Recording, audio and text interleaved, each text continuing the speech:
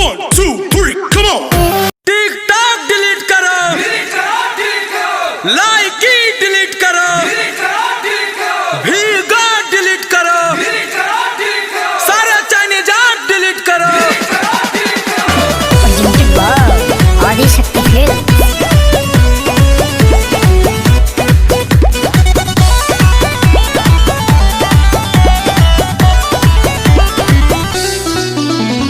यारो खबर आने की न है कोई बात, हमने दिखाया चाइना को औकात।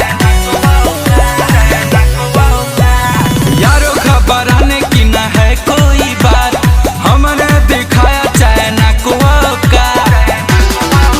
मेरा देखेगा जुनून कितना गरम है खून, फिर ऐसी हरकत ना बार बार करेगा। शेयर डिलीट करो, वीचैट डिलीट करो। मेरे देश में इतनी क्षमता है, वो ऐसा एक तैयार करेगा जो सच्चा भारतवासी है, वो टिकटॉक का बहिष्कार करेगा। जो सच्चा भारतवासी है, वो चाइनीज ऐप का बहिष्कार करेगा। कमी एकनी में ना, एकर नस्ल में बाटे, चाल पे चाल चलल खाक कईल, एकर असल में बाटे। कमी एकनी में ना है भाई, तो गलत एकनी के बाप असल में बाटे।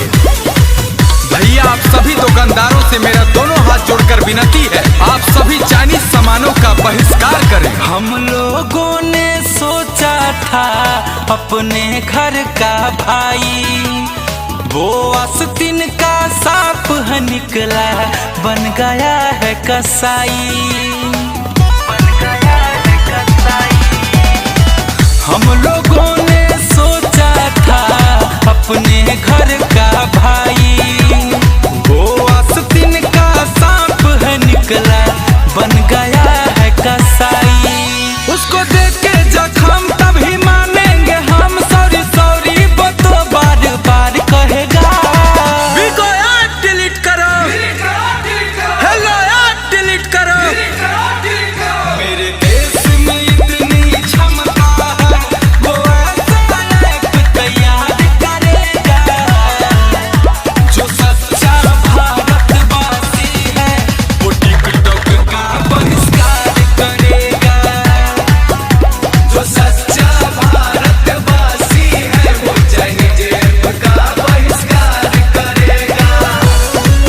अब लागत बर्दाश्त ना होई, अब केहू पे आस ना होई, कबो ना भुलाए वाला घात का दल रे। अब तो चाइनीज सामान के बहिष्कार कर ही के होई। वंदे मातरम। नाम से उसके नफरत गुंजन करेगा जीवन भर, बहुत धैर्य का लिया परीक्षा, अब न होगा सबर, अब न होगा सबर। नाम से उसके नफरत अखिलेश होगा जीवन भर, बहुत धैर्य का लिया परीक्षा, अब न होगा सबर।